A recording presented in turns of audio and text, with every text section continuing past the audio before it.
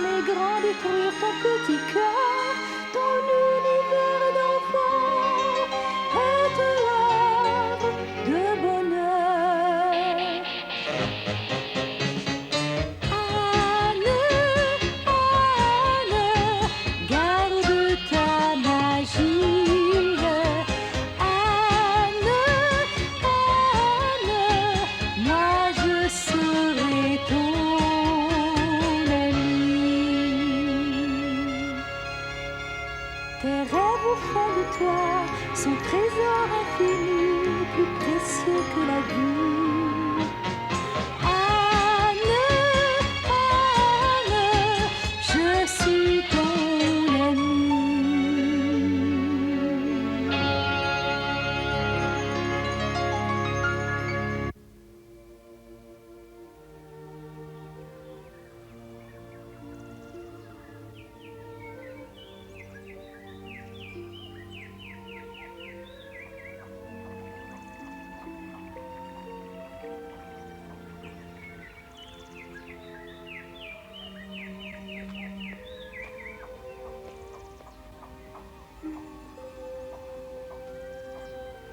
C'était l'automne.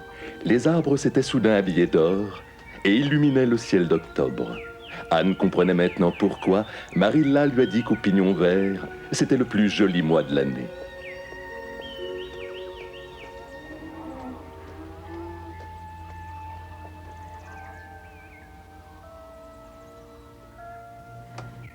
Oh, Marilla, je suis si heureuse de vivre dans un monde où il y a des mois d'octobre. Ce serait tellement terrible si on sautait directement de septembre à novembre. Regardez un peu cette branche d'érable. Vous ne la trouvez pas superbe?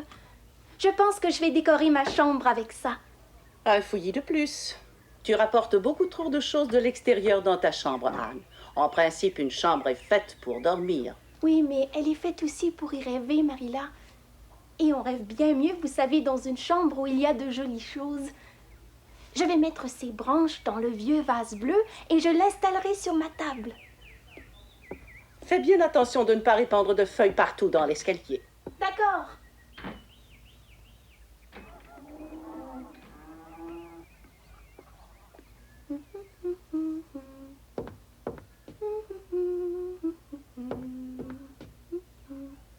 Anne? Anne? Oui?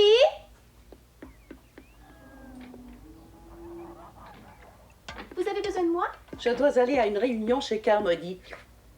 Je ne serai pas rentrée avant la nuit. Il faudra que tu fasses dîner Matthew et Jerry ce soir. Comme tu vois, j'ai fait un ragoût, tu n'auras plus qu'à le faire réchauffer. Et je veux que le dîner soit servi à l'heure. Et fais bien attention de ne pas le laisser brûler en le réchauffant. J'espère que cette fois, je peux te faire confiance. Vous n'avez pas à vous inquiéter, je vous assure. Matthew a été tellement gentil la dernière fois, vous savez. Il n'a pas ronchonné du tout. Et quand je lui ai dit... Matthew trouverait normal qu'il te prenne la fantaisie de te lever au milieu de la nuit et de lui préparer à dîner. Je me demande vraiment si j'ai raison de vous laisser. Je ne suis pas tranquille du tout. Avec une maladroite comme toi, on peut toujours s'attendre à tout. Enfin, tu peux demander à Diana de venir passer l'après-midi avec toi. Vous prendrez le thé. Marilla! C'est extraordinaire! Vous n'êtes pas aussi sévère que vous voulez en avoir l'air. Sinon, vous n'auriez jamais deviné que mon plus grand rêve était de recevoir quelqu'un pour le thé. Ça va être tellement agréable de recevoir quelqu'un pour le thé comme une vraie dame. Et ne vous en faites pas, je n'oublierai rien, ni de faire bouillir l'eau, ni de mettre le thé à infuser, ni mes bonnes manières. Oh, Marilla, est-ce que je peux prendre le service bouton de rose, s'il vous plaît? En voilà une idée, bien sûr que non. Le service bouton de rose, et puis quoi encore? Tu sais que je ne l'ai jamais sorti que pour le révérend ou pour les gens du comité de charité. Mais tu peux ouvrir le pot de confiture de cerises si tu veux. De toute façon, il est grand temps de les manger. Et tu peux avoir aussi du gâteau aux fruits et des biscuits. Je m'imagine déjà assise à la place d'honneur et versant doucement le thé à Diana. Je lui demanderai combien de sucre, chère Diana. Je sais très bien qu'elle n'en prend jamais, mais ça fait plus chic de sembler l'ignorer.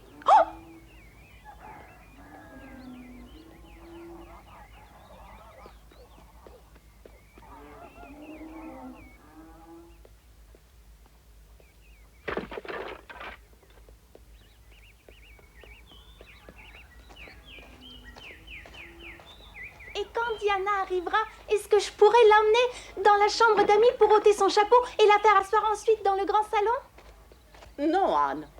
Le petit salon fera très bien l'affaire pour toi et ton invité.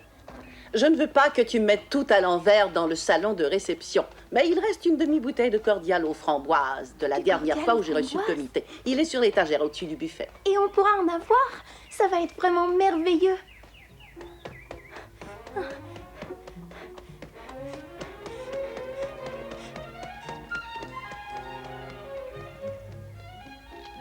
Bonjour Anne. Bonjour Madame Barry. Bonjour. Est-ce que Diana est revenue? Oui, elle doit être en train de cirer ses bottes dans la cuisine. Merci Madame Barry.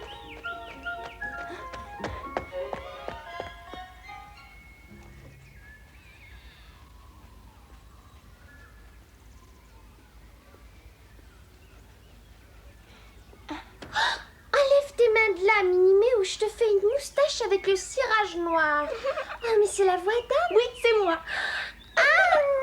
Diana, peux-tu deviner pourquoi je suis là? Bien sûr, pour jouer avec moi. Non, pas pour jouer. Oh, Je suis là pour t'inviter à venir prendre le thé à la maison, ma chère. vraiment? Prendre le thé? Me ferez-vous l'honneur de venir prendre le thé au pignon vert cet après-midi, mademoiselle Diana? Chouette, avec plaisir.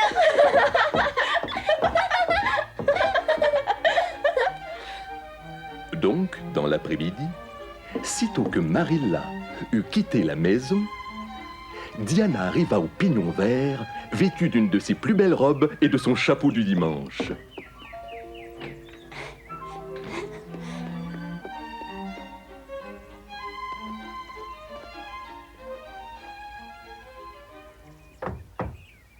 Comme c'est gentil à vous d'être venue me voir, mademoiselle Diana Barry. Merci de votre aimable invitation, mademoiselle Anne Shirley. Comment allez-vous? Très bien, je vous remercie. Oh, mais entrez donc, je vous en prie, mademoiselle. Entrez. Je vous remercie. Nous allons faire comme si cette pièce était le grand salon. Bien sûr, Anne. Comment va madame votre mère, mademoiselle Diana? Elle va très bien, je vous remercie. Monsieur Cuthbert n'est pas à la maison? Il est au port pour porter un chargement de pommes de terre au bateau. Notre récolte est vraiment très bonne cette année. J'espère que celle de votre père l'est tout autant. C'est une de nos meilleures, merci. Parlant de récolte, avez-vous déjà cueilli beaucoup de vos pommes? Oh oui, vraiment beaucoup. Dis donc, tu n'as pas envie d'aller te promener un peu dans le verger? Marilla a dit qu'on peut prendre toutes celles qui restent sur les arbres. Oui, avec plaisir. On va prendre l'escabeau. D'accord.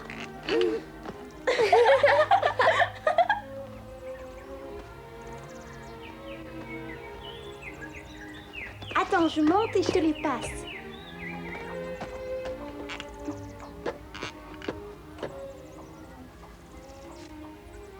Merci.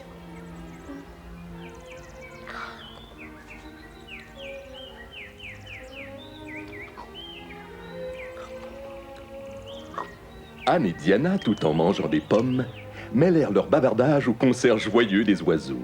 Mais un gros nuage obscurcit soudain le ciel et leur donna envie de rentrer. Tu dois avoir soif, Diana. Veux-tu boire quelque chose avant le thé qui commence par un F? Qui commence par un F? Quelle boisson commence par un F? Ne bouge pas d'ici, je vais t'en apporter tout de suite. Assieds-toi en attendant.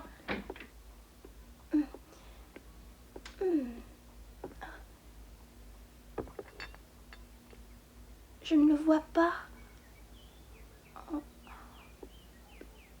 Oh, ça doit être cette bouteille-là.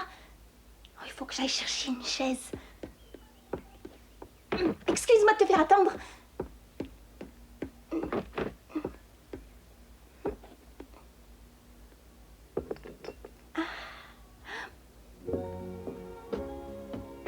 Oh, ça a l'air délicieux. Puis-je en avoir un verre? Certainement. Faites comme chez vous, mademoiselle Diana. J'ai fait moi-même ce cordial de framboise. Vous n'en prendrez pas un peu? Après toutes les pommes que je viens de manger, je n'en ai pas vraiment envie. Eh bien, je boirai donc seule.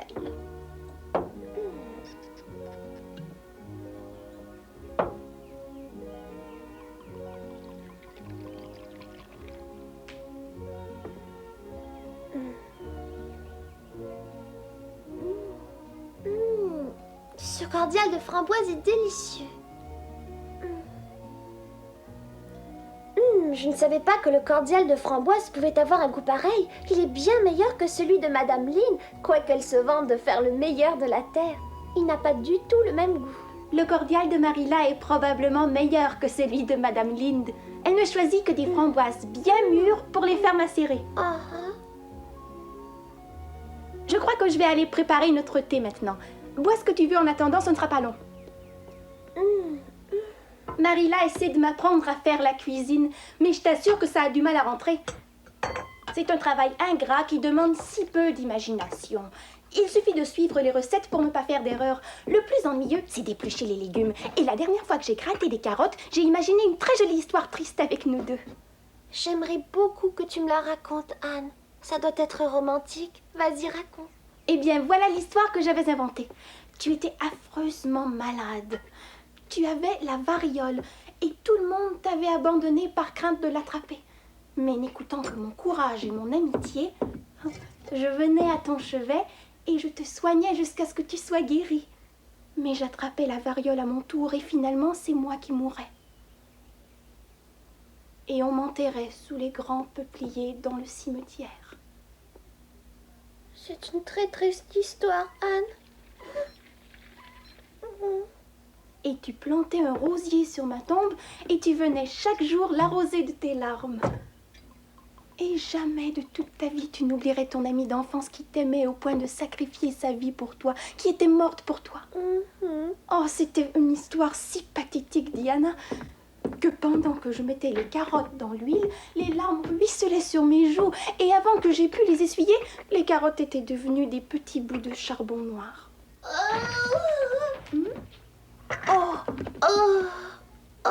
Que se passe-t-il, Diana? Quelque chose ne va pas? Je suis affreusement malade. Je veux rentrer à la maison. Mais tu ne peux pas t'en aller avant d'avoir bu ton thé. Je te l'apporte immédiatement. Je rentre chez moi. Il faut que tu goûtes au gâteau aux fruits et à la confiture de cerise. Viens t'allonger un peu sur le sofa. Tu te sentiras mieux après. Où as-tu mal exactement? Je veux rentrer chez moi. On n'a jamais vu une invitée qui s'en va avant d'avoir pris son thé. Oh, Diana, est-il possible que tu aies attrapé la variole comme dans mon histoire? Si tu as vraiment cette maladie, j'irai avec toi et je te soignerai comme une mère. Jamais je ne t'abandonnerai, tu peux en être sûre. Je resterai auprès de toi, mais j'aimerais que tu restes jusqu'après le thé. Peut-être que tu te sentiras mieux quand tu l'auras bu. J'ai la tête qui tourne, j'ai mal au cœur. Je veux mon chapeau. Je vais le chercher. Je rentre à la maison.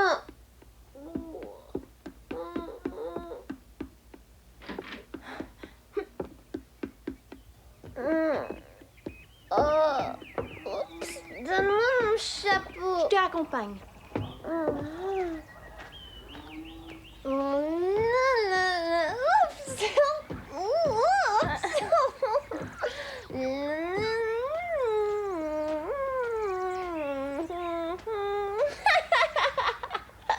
Tu sais que je t'adore, ma petite Anne. Oh là là. La la la. Je peux marcher seule.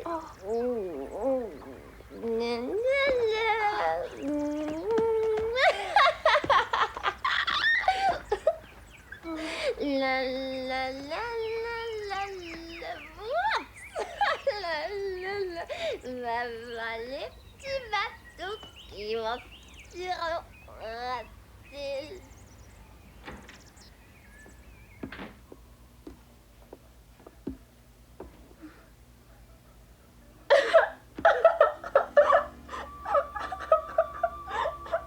Le lendemain était un dimanche et une pluie torrentielle tomba du matin au soir.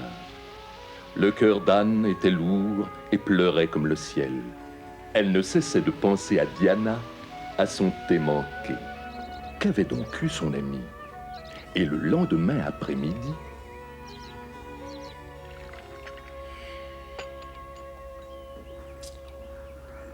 Anne n'est pas là parce que je l'ai envoyée faire une course chez Rachel. Ça la distraira un peu, j'espère. Elle est tellement triste ces temps-ci. Il a dû se passer quelque chose entre elle et Diana. Je lui ai demandé, mais elle n'a rien voulu me dire.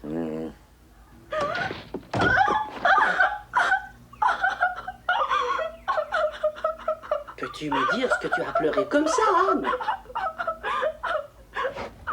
J'espère que tu ne t'es pas encore montrée impertinente avec Madame Lind.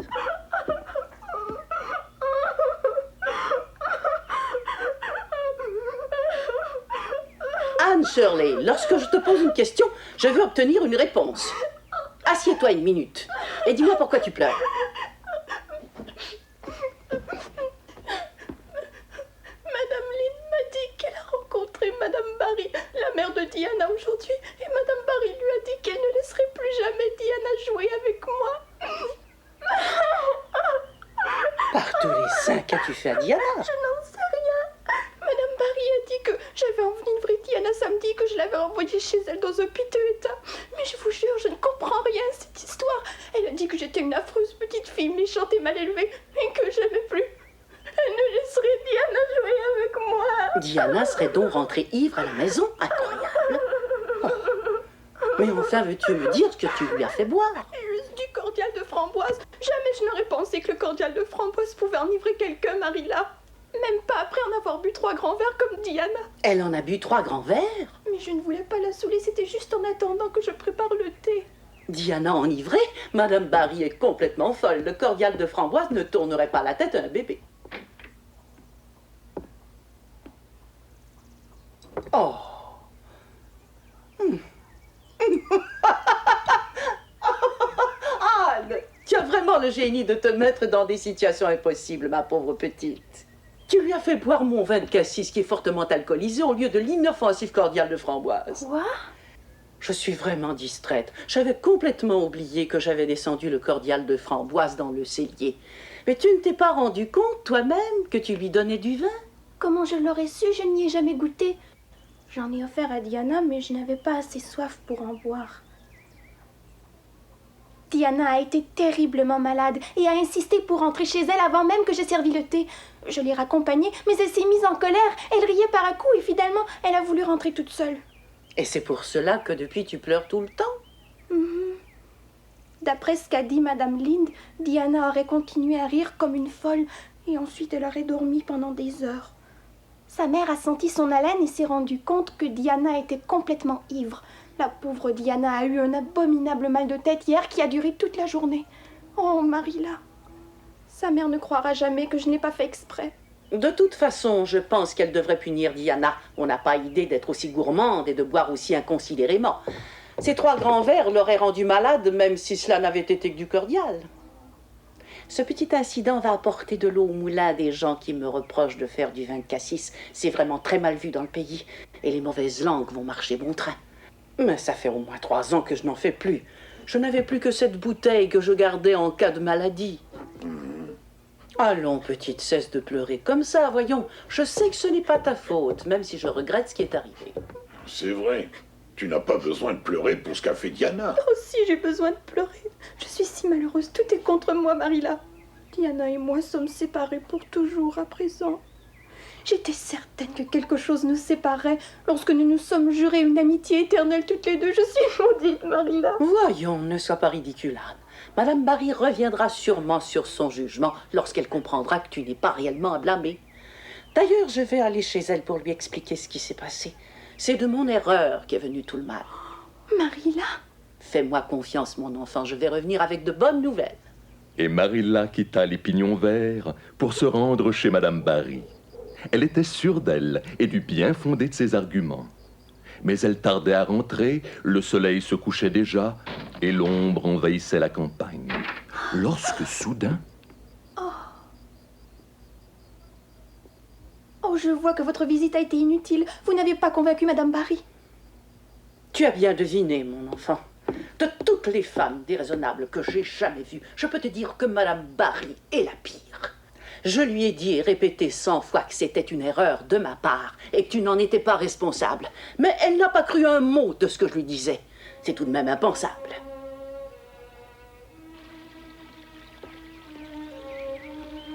Elle a profité pour me reprocher mon fameux vin de cassis, me disant que j'avais toujours affirmé qu'il ne pouvait avoir aucun effet nocif, qui ne pouvait faire de mal à personne, que ce n'était qu'un léger remontant, etc., etc.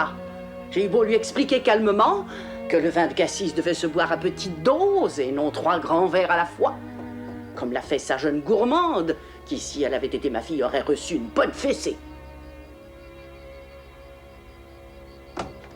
Que viens-tu faire ici, Anne? Madame Barry, pardonnez-moi, je vous en supplie. Je n'ai pas voulu rendre Diana malade. Pourquoi aurais-je fait une chose pareille, Madame Barry? Je ne suis ni sotte ni méchante. Je vous en prie, essayez d'imaginer que vous êtes une pauvre orpheline, que de gentilles personnes ont adoptée et que vous n'avez qu'une amie de votre âge dans le monde entier. Croyez-vous que vous la rendriez malade exprès? Je croyais sincèrement que c'était du cordial aux framboises. J'en étais réellement convaincue, madame. Oh, je vous en prie, je vous en supplie, ne dites pas que vous ne laissez plus Diana jouer avec moi. Si vous faisiez cela, madame Barry, vous couvririez ma vie d'un gros nuage noir. Je serais désespérée à jamais. Je ne crois pas que tu puisses être une amie convenable pour ma petite fille, Anne. Rentre chez toi maintenant et je te prie de ne plus revenir. Permettez-moi de revoir Diana une seule fois. Je voudrais lui dire adieu. Non. Diana est allée chez les Carmody avec son père.